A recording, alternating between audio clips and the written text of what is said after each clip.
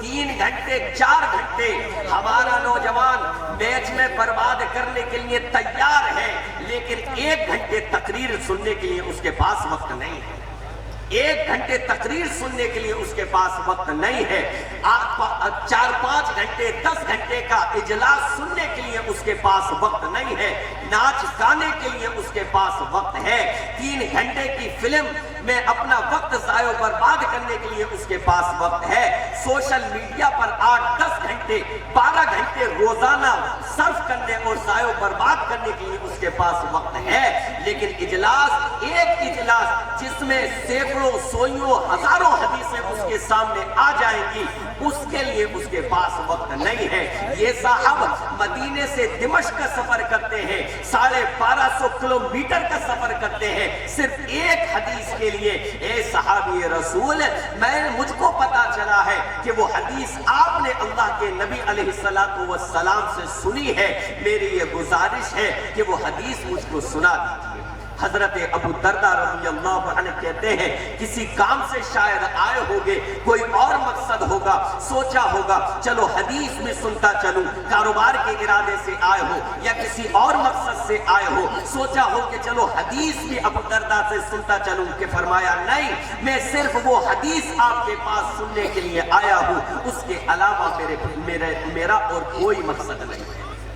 حضرت ابو درداء رضی اللہ عنہ حدیث بیان کرتے ہیں، ذرا سن لیجئے وہ حدیث کون سی تھی۔ حضرت ابو درداء رضی اللہ عنہ حدیث بیان کرتے ہیں، کہتے ہیں کہ ہاں میں نے اللہ کے نبی علیہ السلام کو فرماتے ہوئے سنا ہے، من سلک طریقا یلتمس فیہ علما سہل اللہ لہ طریقا الی الجنہ، جو شخص علم کے راستے پر چلتا ہے، جو شخص علم دین حاصل کرنے کے لیے چلتا ہے، اللہ تعالیٰ اس کے لیے جنت کا راستہ آسان فرما دیتا ہے۔ اللہ اس کے لیے جنت کا راستہ آسان فرماتا ہے۔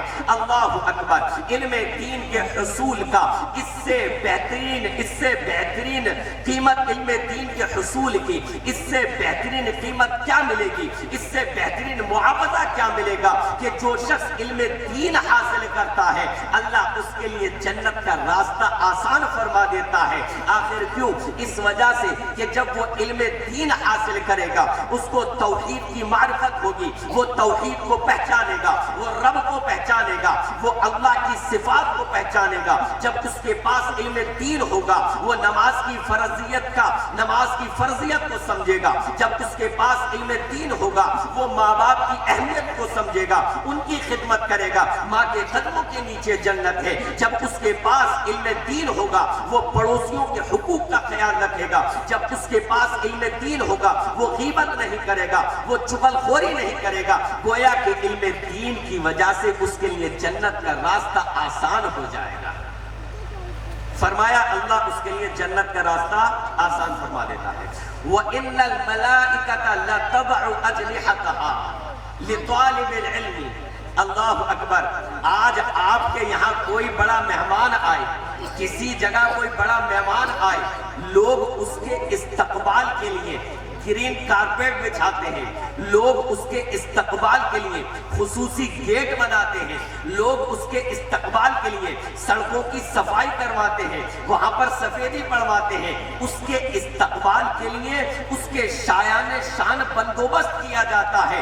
علم دین کو حاصل کرنے والوں کی اہمیت سمجھو۔ او دنیا والوں، تمہاری نگاہوں میں تو یہ ملا جی ہے، تمہاری نگاہوں میں تو یہ ملا ہے، تمہاری نگاہوں میں تو یہ وہ بچے ہیں کہ شاید ان کے ماں باپ نے ان کو اس وجہ سے مدرسے میں بھیج دیا ہے کہ ان کے پاس دنیاوی تعلیم دلانے کے لیے، ہائی فائی تعلیم دلانے کے لیے ان کے پاس پیسے نہیں ہیں، یا اس وجہ سے کہ وہ اسکول سے بھاگ جایا کرتے تھے، وہ پڑھ نہیں پاتے تھے، اس وجہ سے بھیج دیا ہے۔ تمہاری نگاہوں میں یہ ہوگا، لیکن تمام رسولوں کے سردار جناب محمد الرسول اللہ صلی اللہ علیہ وسلم چٹائی اور بوریے پر بیٹھ کر دینی تعلیم حاصل کرنے والوں کا مقام یہ بتا رہے ہیں کہ فرشتے اس کے لیے اپنے پر بچھا دیتے ہیں۔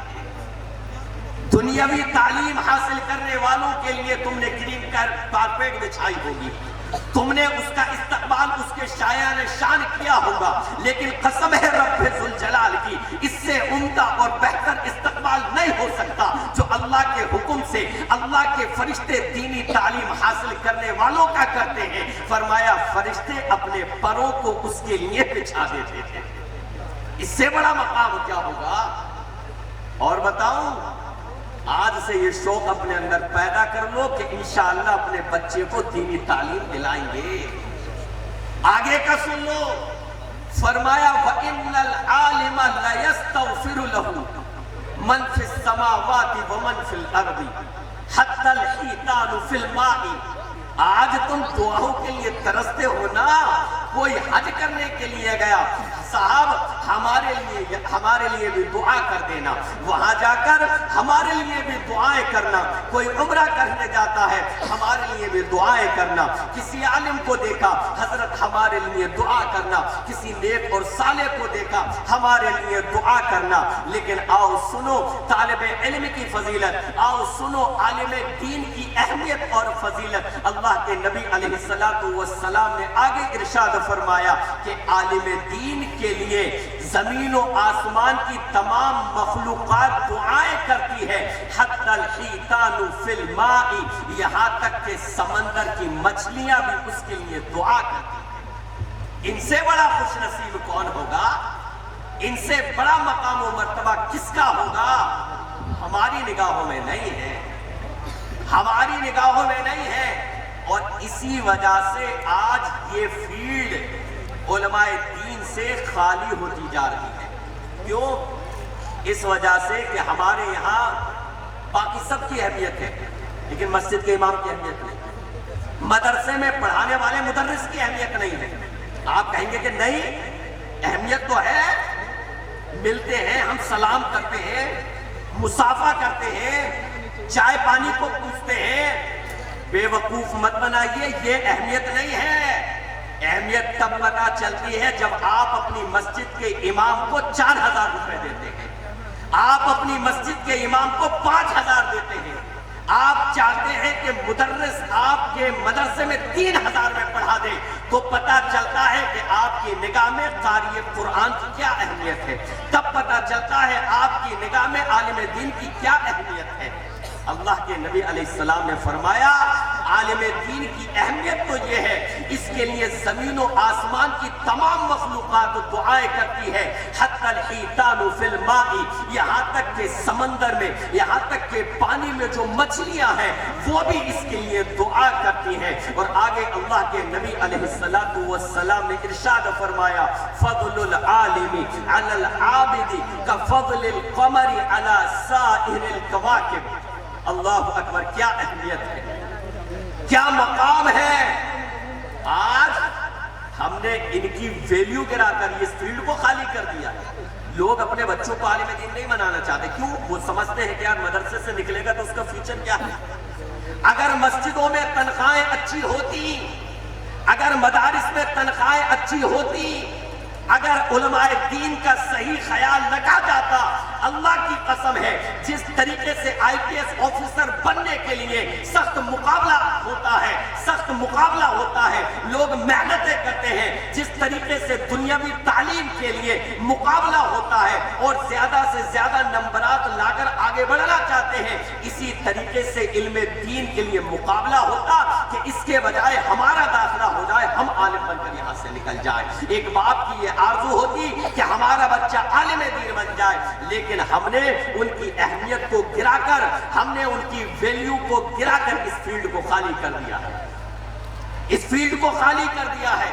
دیکھیے اللہ کے نبی علیہ السلام کیا فرما رہے ہیں، فضل العالم علی العابد کفضل القمر علی سائر الکواکب۔ فرمایا عالم کی فضیلت عابد پر ایسی ہے، ایک عالم اور ایک عابد جو عبادت کر رہا ہے، بے شک وہ عبادت کر رہا ہے، اللہ کی نگاہوں میں اس کی عبادت بڑی محبوب ہے، لیکن اللہ کے نبی علیہ السلام نے فرمایا عالم کی اہمیت عابد پر ایسی ہے کہ جیسی چاند کی فضیلت ستاروں پر، بلکہ ایک حدیث میں آیا 14ویں کے چاند کی فضیلت ستاروں پر، ایسی فضیلت عالم کو عابد پر ہے، کیونکہ جو عبادت کر رہا ہے اس کا فائدہ صرف اس کی ذات کو ہے، اور جس نے علم دین حاصل کیا ہے وہ اپنے علم دین سے دوسروں کو بھی فائدہ پہنچائے گا، وہ ان کے عقائد درست کروائے گا، وہ ان کی نمازیں درست کروائے گا، وہ ان کو طہارت اور پاکیزگی کا طریقہ سکھائے گا،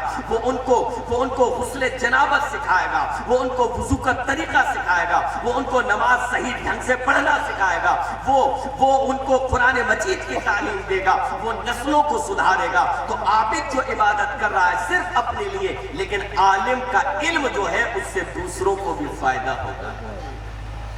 فرمایا علماء جو ہے انبیاء کے وارث ہیں، علماء انبیاء کے وارث ہیں۔ انبیاء مال و دولت نہیں چھوڑ کر جاتے، اس کے وارث نہیں، بلکہ نبی علیہ السلام نے وضاحت فرمائی انبیاء علم چھوڑ کر جاتے ہیں، یہ اس کے وارث ہیں۔ لہذا جس نے علم دین کا جو بھی حصہ حاصل کر لیا اس نے اللہ کا بہت بڑا فضل حاصل کر لیا۔ میرے بھائیوں، معلوم ہے اس علم کی اہمیت جو آپ سن رہے ہیں، ایک واقعہ آپ کے سامنے رکھوں۔ حضرت عمر رضی اللہ عنہ کے زمانے میں بیت المقدس فتح ہوا ہے۔ حضرت عمر رضی اللہ عنہ واحد فتح تھی جس کے لیے مدینہ منورہ سے باہر نکلے، اس کے فتح کے موقع پر وہ بنا ریزی کے بیت المقدس فتح ہو گیا حضرت عمر کے زمانے میں۔ حضرت عمر جب نکلنے لگے تو حضرت عمر رضی اللہ عنہ نے اپنے گورنروں کو کہا کہ بھئی ملاقات کرو راستے میں مل کر۔ حضرت نافع کو کہا جو مکہ کے گورنر تھے کہ ملاقات کریے، اور دیکھو سنو اپنی جگہ کسی کو اپنا نائب بنا کر آنا، اپنا نائب بنا آنا۔ کہا ٹھیک ہے۔ حضرت نافع جب ملاقات کرنے کے لیے آئے، حضرت عمر نے کہا نائب بنا آئے؟ کہا ہاں۔ کس کو؟ کہا ابن ابزا کو۔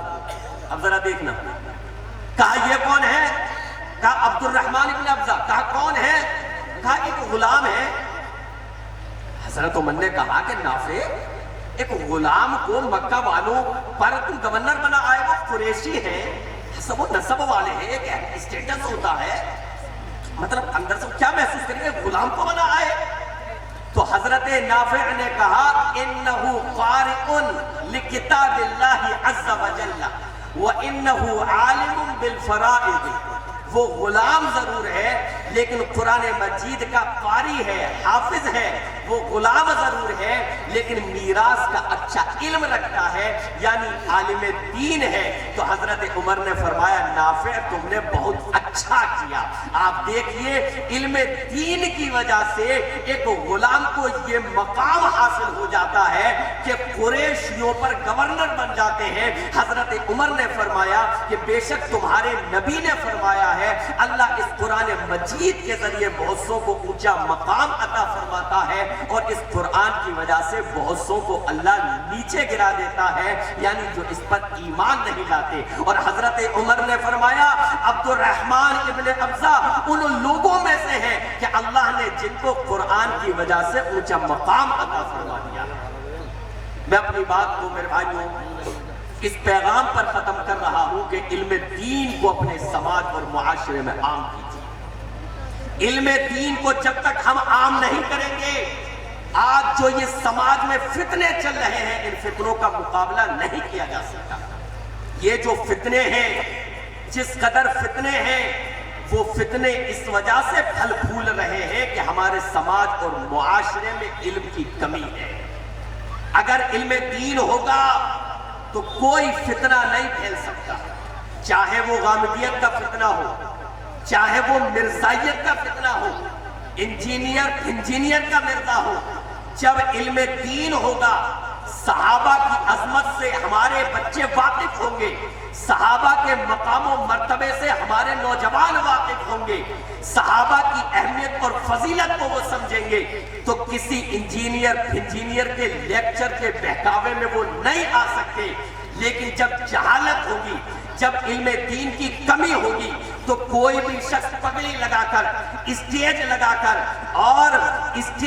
کر وہ مشاجرات صحابہ کا باب کھولے گا، صحابہ کے اختلاف کو بیان کرے گا اور ہمارے نوجوانوں کو صحابہ سے بدظن کر دے گا۔ اس وجہ سے اگر فتنوں کا مقابلہ کرنا ہے تو اپنے سماج اور معاشرے کو علم دین کے ہتھیار سے لیس کر دیجئے، یہ فتنوں کا مقابلہ کرے گا، علم دین فتنوں کا مقابلہ کرے گا۔ جب علم ہوگا تو کوئی فتنہ نہیں پنپ سکتا۔ آئیے آخری حدیث آپ کے سامنے پیش کر کے اپنی بات کو ختم کروں۔ اللہ کے نبی علیہ السلام نے ارشاد فرمایا، حضرت عبداللہ ابن عمر راوی حدیث فرمایا، اللہ کے نبی علیہ السلام نے ان اللہ لا يقبض العلم انتزاعا ينتزعه من العباد ولكن يقبض العلم بقبض العلماء حتى إذا لم يبق عالما اتخذ الناس رؤوسا جهالا فسئلوا فافتوا بغير علم فضلوا واضلوا۔ رواہ البخاری، بخاری شریف کی حدیث۔ فرمایا پیارے نبی علیہ السلام نے